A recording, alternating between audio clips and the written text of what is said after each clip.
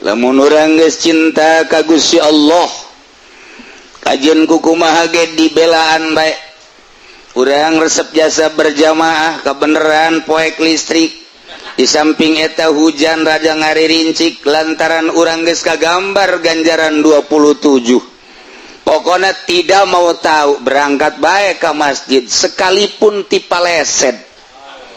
Iyalah karena cinta Gusti Allah melalui sholat berjamaah. Masya Allah, ku cinta mah beak-beak baik. Karena ia dididik soal urusan batin nyana geus dibere ala kadar celah-celah karasa kunyana tenang mah. Padahal tenang mah lain pinis. Padahal karomah mah lain tujuan. Tujuan nama lain tenang lain karomah. Hiji Allah ngan awalnya diberes satu ketenangan sakinah. Di dialah manehanana berani mentang mata batur sare nyana hudang, batur sebeh nyana lapar, batur gagayaan nyana cumplang campling. Naon ieu masalahna cinta Allah. Geus teu maelu kajen kukumaha ge. Dinasehatan ku sasage euy sia kunaon edanan seuri bae. Hei sia kunaon atuh ieu bangona walah waheula seuri bae. Hei sia kunaon atuh beda ti sasari seuri bae. Sebab naon? Sebab aya satu kenikmatan nu batur teu jauheun nu hese dijabarkeunana. Percis kos jelema mimiti kawin jeung nu geulis dipegateun kawin deui jeung nu geulis pegateun deui kawin deui jeung nu moah pohara jasa dipegateun deui celek kawin jeung nu jore masyaallah tetep bae adem ayem. Sallallahu ala Muhammad Sallallahu alaihi wasallam. Nyaritakeun sifat bareng urang mah hese sebab ieu mah lain kudu dibicarakeun tapi ieu mah kudu dirasakeun. Okos urang boga kabogoh eta kabogoh nempel di hate urang. Jadi aya bae tadi hate teu daek poho-poho kacipta ku urang biwirna irung hunung sagalana aya di jero hate. Okos kuari resep kana cincin eta cincin ka bawa salat. Aduh luar biasa. Mun teu batal mah bari salat ge ngagosokan cincin.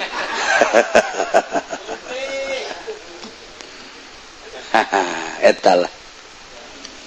Jadi teu leupas tina masalah cinta heula. Ketika jelema ieu boga rasa cinta bakal poho sagala-gala. Mantak aya bahasa cinta adalah buta. Cinta teh urang mah caritana ngan sakadar ka awewe bae. Urang bogoh ka awewe di belah kidul sedengkeun mun urang deka ditu ngaliwatan kuburan. Terkenal kuburan eta asal jam 11 12 ka ditu osok aya ririwa. Angker luar biasa. Tapi sugan urang sieun ka ririwa henteu. Hujan ngelecrek, angker nu luar biasa, poek listrik, urang boga janji jeung kabogoh urang. Kajen teuing kumaha ge apapun yang terjadi. Sekalipun nyawa taruhannya. Wow, eta memperjuangkeun itil kos kitu. Aduh Gusti, ya Allah, eta cerita cinta. Kuari jelema memperjuangkeun dagang karena manehanana nu ditingali teh keuntungan dina perdagangan nyana aya perjanjian-perjanjian nu piuntungeun walaupun kudu nyebrang gunung, nyebrang lautan, make udara dan lain sebagainya dilakonan bae. Teu saeutik nu kudu transaksi di Singapura Esaitik nu kudu transaksi di Amerika, esaitik nu kudu transaksi di Belanda. Demi keuntungan pokokna mah wajen teuing kadengikeun layan ngobrus malulu tetep bae kumaha engke wae. Cinta dunia seperti gitu. Jelema cinta jabatan hayang jadi bupati. Nu tilok silaturahim didatangan ku nyana lolondokan ka dieu kudu make pakaian ieu, ka dieu kudu make pakaian ieu. Terus baik ternyata tina nyana lolondokan jadi bunglon beneran. Iyalah akibat cinta, perlu dibere, perlu disanjung. Terus iya sebuah cinta. Lamun urang geus cinta ka Gusti Allah, kajian kukumaha ge dibelaan bae. Urang resep jasa berjamaah kebeneran poek listrik. Di samping eta hujan raja ngaririncik lantaran urang geus kagambar ganjaran 27. Pokoknya tidak mau tahu, berangkat baik ke masjid sekalipun tipaleset. Iyalah karena cinta Gusti Allah melalui sholat berjamaah. Masya Allah, ku cinta mah beak-beak. Karena ia dididik soal urusan batin nyana geus dibere ala kadar celah-celah karasa kunyana tenang na. Padahal tenang mah lain pinis, padahal karomah mah lain tujuan nama lain tenang lain karomah. Hiji Allah ngan awalnya dibere satu ketenangan sakinah. Di dieulah manehanana berani mentang mata batur sare nyana hudang, batur sebeh nyana lapar, batur gagayaan nyana cumplang campling. Naon ieu masalahna? Cinta Allah. Geus teu maelu kajen kukumaha ge. Dinasehatan ku sasage euy sia kunaon edanan seuri bae. Sia kunaon atuh ieu bangona walah walah seuri bae.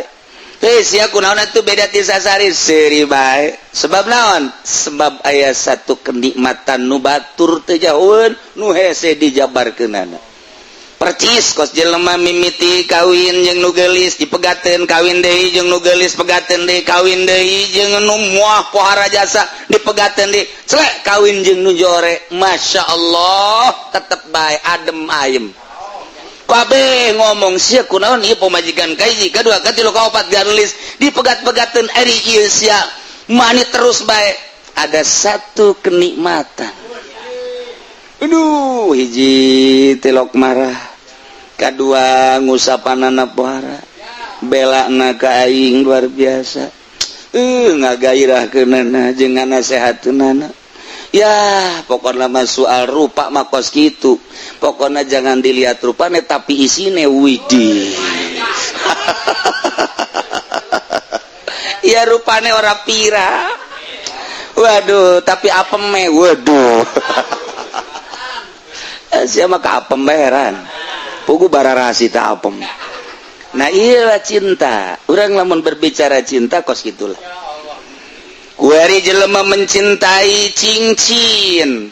Hudang ti peuting batur mah tahajud kunaon ngagosokan cincin. Eta kaman lamun disoting ku urang meureunana diungar lembur bloon jasa. Ngagosokan cincin tengah peuting ku goblok-goblok deui. Mun pake maca Quran atuh. Tapi tetep bae cinta cincin. Masya Allah disorot deui. Oh pohara di luhur disorot, dihandap disorot. Padahal kitu-kitu kene. Bolon budak dibebenjokeun ku nu leuleumpangan di rot cincin. Digulak digelik, digulak digilak, digulak di wow cek geus aya seteran. Ya keur carita cinta. Cinta wanita, cinta dunia, cinta cincin, cinta kendaraan, cinta jabatan, bebeakan. Kitu kene cinta Allah. Mesti loba nu dikorbankeun. Nah, ieu mah kan ngaji rasa. Nu bantak dididikna lalaunan ku guru thariqah teu bisa sakaligus. Anu langsung sakaligus tamat mah sugro kubra. Wah, tuh beres tah bagus. Fotokopi bae ku sia. Meuli ka ditu ka Meranggen aya buku-bukuna bacaan ku sia mentem sepeleng bisa. tapi dididik yelah didele langkah-langkah didele kekepesanana terhadap dunia dididik dicarekan tingkatkan dia kieu kadele mun cara langlayangan geus bisa dipaenkeun kudu main kenana lantaran ieu langlayangan berat ka buntut teu daek naik kurang buntut dibuntutan berat sabelah ngigir bae berat kabelah dia ngigir bae diopenan talang layangan teh buntutan abeh naik buntutan oh ieu teh miring bae belah dia kurang diraut deui supaya ngeunaheun teng paenkeun ka dieu nurut ya guru terhadap murid seperti gitu. Itulah dididik ieu teh supaya boga rasa bahwanyana didelekeun ku Allah, bahwanyana didengikeun ku Allah, bahwanyana teh dikanyahokeun ku Allah, tak kena boga rasa eta tah. Pan urang ge ngaji mah geus nyaho, malah didengung-dengungkeun disapekar wujud kidambako mukhalafatun lil hawadisi.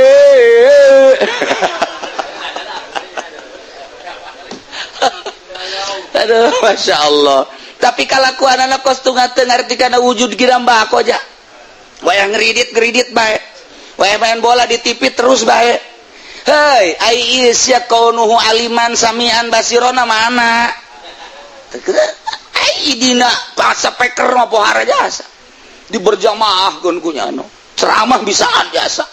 Saudara-saudara sekalian, MZ mah eleh. Nu matak eleh geus paeh kan MZ na. Tapi kalakuan kos anu teu ngarti, lawan tak teu boga rasa. Ieu mah deuk dididik rasa supaya ngeunah anu luar biasa maca Quran teh nikmat, zikir teh ngeunah, maca sholawat teh nikmat, ngeunaheun tafakur teh ngeunaheun. Sakumaha tadi urang salat Allahu Akbar.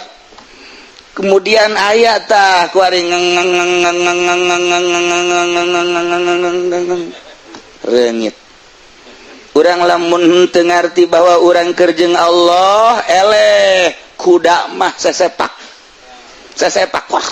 wah cakna mah teu batal. Tapi kulantaran urang ngaji tauhid aing nangtung nang Allah reungit ge hiber nang Allah.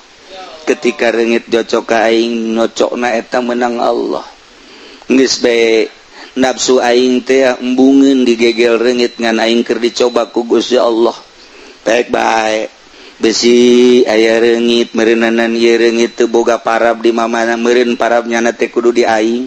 Nangatur Allah meureunnan nyana supaya sebeuheun di aing nyanggakeun sadaya-daya Gusti abdi mah keur ka Gusti lain salat tungtung mah ngobrol jeung reungit.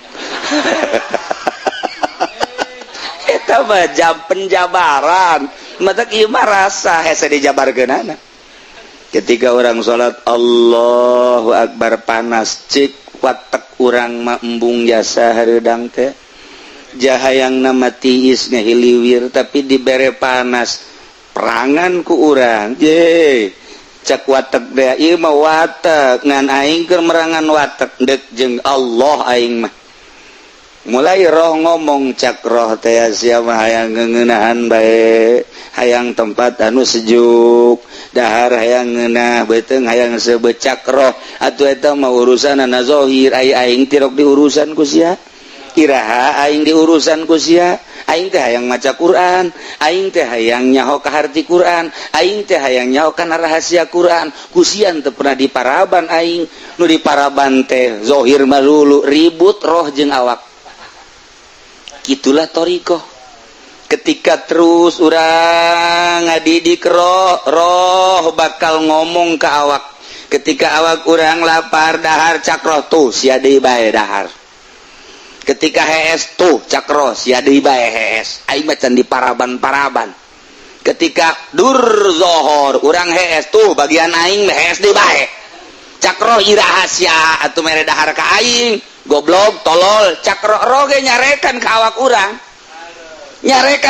urang ketika urang ngaji babarengan reup hees cakro teh tolol sia deui bae ira deuk beresna tuh geus puguh tunduh sia molor keur ngaji GSB ai kira di parabanana. Tuh, ketika orang maca Quran kakarak menang ayat 2 ayat, haji bae sadaqallahul azim goblok cakro. Tolol. Sia deui bae asal kajen kumaha ge coba ta sadaqallah naon dia. Bener bae, ngopi. Tuh kan cakro teh ya. Tuh sia deui bae. Ai irah di parabanana. Roh marah antep cakro kayak di akhirat sia nya dibelum sia badai geus dibelum panjeung aing-aingna cakro teh wayahna atuh ieu lah toriko dibulak dibalik ngeuweuhkeun watak tobeat urang dikaallahkeun supaya leuleus sakumaha halang layangan dipaenkeun ka mana belah dieuna ku guru maksudna belah dituna ku Allah. Ketika datang instruksi ti Allah persis ku Sidina Abu Bakar Siddiq radhiyallahu anhu. Abu Bakar Siddiq cak Abu Jahal, Abu Bakar, siap percaya gitu kana lamunan Muhammad kana sihir Muhammad. Gitu kunaon? Kamari mah Muhammad masih wajar-wajar kene. Kuari mah Muhammad bejana mantas di Palestina cenah naik ka luhur lagi ka Sidratul Muntaha. Ya siap percaya leuwih ti eta, percaya. Abu Bakar Siddiq. Iyalah iman anu luar biasa. Bandingkan jeung urang titah ulah ngeridit masih ngeridit lah ku guru ge teu kanyahoan ieu tolol teh coba ku guru ge teu kanyahoan ai Allah lah Allah mah gaib ieu toh teu bolot geuk datang ka mana ieu urang ibadah iyalah diperlukeun thariqah teh diperlukeun saat jelema teh ikhlaskeun melalui thariqah teh diperlukeun saat jelema takabur datangkeun thariqah teh diperlukan ketika manehana hubud dunya datangkeun thariqah teh diperlukan ketika jelema ieu kitu hubur riasah yang jadi pamimpin datangkeun thariqah nu matak thariqah teh diperlukan bagi jelema nu deuk ka Allah ketika takabur di thariqah mah ulah sok norekat sia abe ulah takabur sing bener norekatna. Ketika manehanana ujub cak thariqah ge ulah sia ujub bae sok geura norekat abeh ulah ujub sok geura maneh teh kok hubul dunya be datangkeun thariqah abeh thariqah teh ngabasmi tentang hubul mal hubul jah hubur riasah nu matak teu kaharti ieu mah norekat onto ongko dagang limbah ongko tojainya norekat onto ongko ngahikmat ongko ti dituna norekat ongko tapi manehana dudunya terus bohong berarti norekat tak iyalah diperlukan thariqah mulai dibersihan melalui lelembutan abeh main lelembutan urang aya latifatul qalbi lelembutan qalbi latifatur ruh lelembutan ruh latifatul sir lelembutan sir latifatul qafi lelembutan qafi dan selanjutnya lamun geus rapi lelembutan lah nu main lamun lelembutan geus main mantep jasa duh asana aing bogoh kasar witi lelembutan main tangaranna teh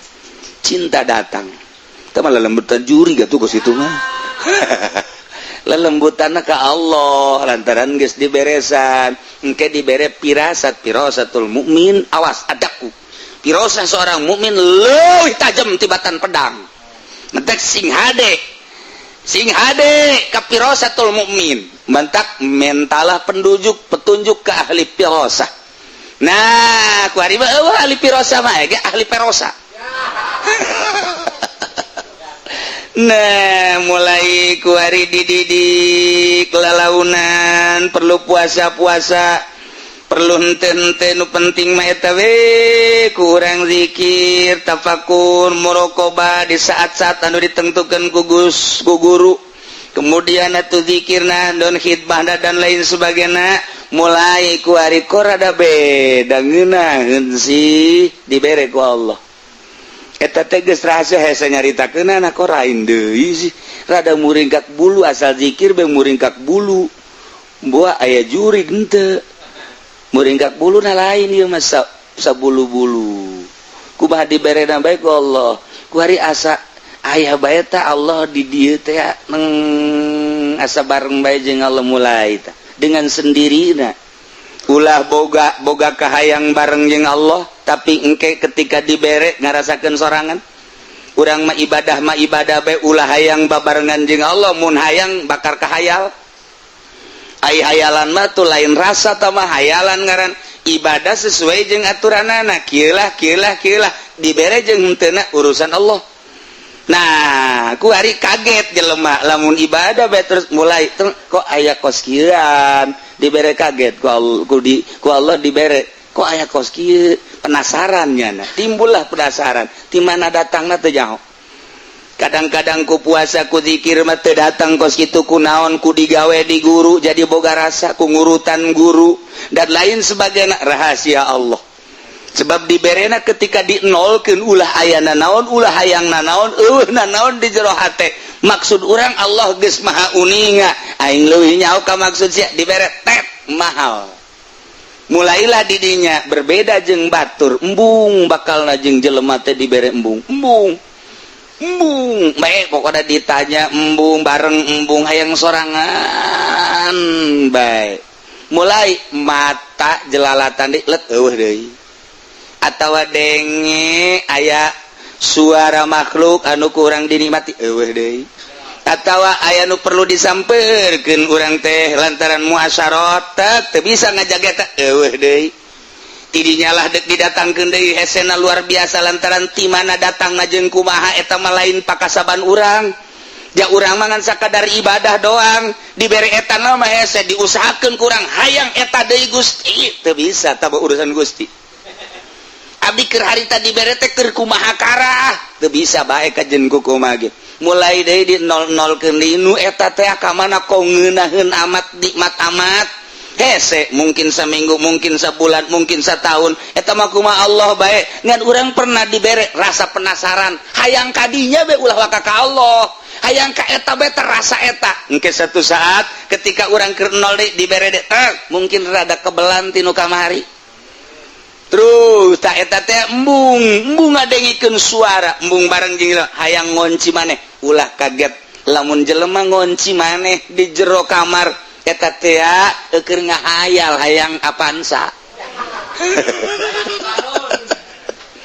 nah ieu rasana kuari langsung ibadah terus kamari aya ahlul farqi palmaiyah inda ahlil farqi al ilmu wal ihatah wa inda ahlil jami' az-zat was sifat lantaran sifat moal pisah jeung mausufna ilmu moal pisah jeung alimna sebab alim teh manit tasopa bil ilmi zaid teh alim kasifatan ku ilmu zaid teh manit tasopa bil ilmi moal pisah ilmu ti zaid sebab ilmu mah sifat zaid adalah joharna atawa zatna zat zaid kasifatan ku ilmuna moal pisah di ki zaid ketika jaritakeun zaid kiai ilmuna geus aya di jero eta ja moal aya ilmu misah sorangan ti zaid moal bisa sebab ilmu mah sifat arod ngaranna geus arod mah la tufariku moal pisah sifatna tina mausufna nah iyalah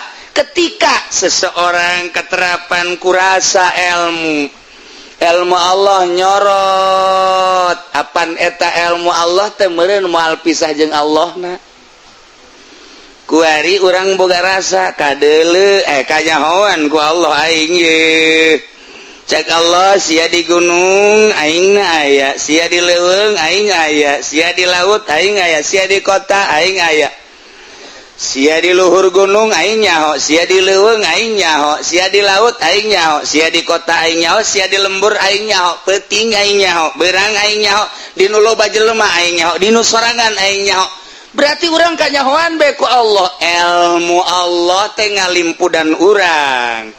Nah, urang teh asa ngojai di ilmu Allah sedengkeun ilmu teh moal pisah tina zatna. Kuari ilmu Allah atuh moal pisah ti Allah na ja alim teh ilmu moal pisah ti alimna. Berarti atuh urang teh keur babarengan dina ilmu Allah rasa urang babarengan jeung Allah berarti. Nah, ieu keur carita dua macem indah ahlil farqi urang asa ka ihatah ku ilmu Allah. Ketika orang jadi ahlul jam'i orang babarenganna jeung Allah melalui zat melalui ilmu teh tadi. Nah nu mantak dauhan Allah mayakunu min najwa salasa illa huwa rabi'uhum urang lamun keur tiluan Allah nu kaopat da selalu bareng berarti selalu bareng wala khamsatin illa huwa sadisum urang limaan Allah nu kagenepna berarti selalu aya wala adna urang kaopat Allah kalimana urang katilu Allah kaopat da min zalik wala aksar illa huwa mahum urang 10-an Allah ka 11 urang 1000-an Allah teh nu ka 1000 hijina urang 1 jutaan Allah nu ka 1 juta hijina dina harti teh selalu bareng jeung sahabat be urang sorangan Allah ka 2 urang 5-an Allah ka 6 teu pernah bareng teu bareng terus bae berarti urang isin tidinya nah nu mantap ku ari kieu lantaran terus-terusan ayeuna makanu di mana bae urang ayana Qalal Arif Al-Wartajusi radhiyallahu anhu al-ma'iyah bil ilmi umum sifat ma'iyah ku ilmu umum ketika urang boga rasa babarengan melalui ilmu umum teh mah tidinya teh lamun Allah teh rasa bareng bae urang teh ku ilmuna deukeut atuh ka Allah deuketna urang ka Allah ku ilmu atuh teh mah khusus garana wali ngan wal qurbu bil ilmi umum deukeut ku ilmu umum wa bi zuhurit tajalli khususun lamun ku zahir tajalli eta lah khusus ku ari kieu urang ibadah bae ka nyai-nyayan aya dibere duh rasa nyahona Allah ka urang aya di diri urang cak Allah ulah nanaon sia ku aing dibere ilmu ngan ilmu na beda ti batur ilmu sia kudu dipetakeun nyaho sia petakeun metakeunana bahwa aing teh nyahoeun ka sia pada teh urang boga ilmu urang na teh kudu dipetakeun bahwa Allah nyahoeun ka sia ka urang petakeun geura ilmu tak ilmu sia petakeun bahwa Allah teh nyahoeun ka urang ilmuna ilmu Allah urang dibere ilmu kanyahona urang teh bahwa Allah nyahoeun ka urang eta teh anu Allah atuh urang mah teu daya teu upaya teu boga nanaon asana puyeng cenah kieu emang sia mah puyeng bae perhatikeun urang bodoh ka Allah kuari dibere teu ilmu bahwa Allah teh nyahoeun eta ilmu urang teh dibere ku Allah teh nyahoeun ka urang nang di Allah eta teh leutik duh kos kitu mah umum tah mah ku ari kieu aing mere ilmu ka sia mere nyaho bahwa Allah teh nyahoeun ka sia beuki luhur tuh tadi maka karat ge aing mere ilmu ka sia geus ku ari urang boga rasa ku ilmu urang bahwa Allah teh nyahoeun dibere ku ari ku Allah ditambahan ilmu sia teh petakeun bahwa Allah teh nyahoeun ka sia pan eta kudu bake ilmu tah eta ilmu nu eta ge tu nu kahiji nu kadua nang ti Allah tah eta belai dihayal ku rasa ku ari ku kos kitu doang mah tak ku gori kus kitu doang mah eta mah umum asal urang ngaji tauhid kebal aya ner-neran tapi wa bizuhuri tajalli khususun ketika terus bae ilmu urang teh nganyahokeun bahwa Allah teh nyahona Allah ka urang teh maka ilmu na bahwa Allah nyaho ka urang teh eta menang ti Allah geus urang teh leupas tina ilmu henteu di aku ilmu eta teh danu Allah setit catungtung ilmu eta di aku eta teh hijab pengakuan urang antara urang jeung Allah moal zahir Allah lepaskeun geura ieu urang dibere ilmu ku Allah ilmu eta teh jangan nyahokeun bahwa Allah teh nyahoeun ka urang ta eta ilmu eta teh nu Allah ketika eta ilmu di aku eta hijab ka Allah mual ayat tajalli ka jadi gau sebab di aku satungtung urang ngaku berarti eta halang nu mantak lamun aya kiai ya tah mah budak so amat sia nyaho alpiah ge panti aing kiai jauh ka Allah sia geus so amat pan sia nyaho johar makmun nyaho mantek teh ngaji ti sayeun guruna yeuh sia nyaho kalip bengkok teh ti aing di aku kumanehanana hijab jauh jasa jeung Allah kana jangan jadi kiai sia bisa baca Fathul Muin ingat menang di saha ieu guru sia ieu bere berkat atuh aing hormat atuh kusiapan aing teh guru sia tidak teu bisa maca Fathul Muin jadi bisa gara-gara aing tah eta teh ilmu ti aing eta lah hijab antara dirina jeung Allah pikir mah kos kitu bae nu mentek lamun jelema teu norekat wow make di radio di televisi di orbitkeun hadirilah pengajian kilatan di pondok pesantren Asupendia orang di jero dagang karung. Nah eta teh kos kitu teh bagus cek ahli tarekat teh sebab aya sebuah pengakuan jauh ka Gusti Allah sanajan cek syariat masalah untuk syiar ngan di akhirat jauh nyawa jadi boga ganjarannya henteu. Hadirilah pengajian Alfiah Fathul Muin dan lain sebagainya bulan puasa sampai tanggal 20 dengan uang mitah 5 juta. Eta mah kiai dagang ilmu syiar dikaradiokeun dikatelevisikeun di selembaran dan lain sebagainya salah henteu demi syiar cak ahli thariqah salah moal meunang ganjaran sebab aya sebuah pengakuan hijab antara dirina jeung Allah. Tuh, banyak berbagai tingkatan-tingkatan. Nah, kuari marasa ya we Allah teh melalui ilmu ti kelekep teh ilmu Allah. Ya aing benta dibentakeun ku Allah nyaweun, aing peureum dipeureumkeun ku Allah nyaweun, aing udang diudangkeun ku berarti Allah nyaweun. Aduh, aing teh ti kelekep dina ilmu Allah persis sakumaha urang kitu di laut. Urang silem di laut. Kaharep ka tukang kagigir kabeh cai laut kaluhur ka handap cai laut ieu ge urang ti kalekep dina ilmu Allah kaharep ka tukang kagigir kaluhur ka handap ilmu Allah ti kalekep dina ilmu Allah ambalayah keneh tah nu kos kitu mah loba keneh ya Allah eta ge geus hese jasa sih ulah nganggap ngambalayah ulah ieu mah keur carita nu ka Allah loba tah nu kitu mah menteknya nama beuki sieun bae ka Allah titita ngredit ngebiri gidig kita asup ka Golkar embung sakumaha dekaseuneu sieun ka Allah sieun nu kos kitu diajak ka pendopo bae embung sia bae embung aing mah pokona nu penting mah usia masuk kitu bae aing datang mah embung ka pendopo tapi berkatna mah tetep kiriman jiblon mah jelema nah ieu geus beuki apik beuki sieun kunaon eta rasa dikajahokeun ka Allah beusi salah ambalayah. Tapi ketikanya na lepas teu di aku ieu kicep nu Allah denge nu Allah ambe nu Allah rasa sakabehna nu Allah urang mah eueuh tatadina ge aya diayakeun ku Allah engke ge eueuh berarti aya na urang mah lalagaan nu aya na hakiki mah Gusti Allah geus bae boga rasa eueuh bae urang leng majzub ngaranna katarik hate kana ayana Gusti Allah majzub ngaranna nu kos kitu teu boga rasa dirina aya nu mandak keur majzub kitu mah nyana edan katarik rasa ku Gusti Allah na ieu teh ya kajeun teuing nyana teh salat keur edan Allah kadang auratna kadeuleu majzub ngaranna dihampura ku Gusti Allah sebab keur majzub jaku Allah ditarik rasana tanah ngaranna teh engke teh bebak kok cager dititah ku Gusti Allah kembali ke masyarakat.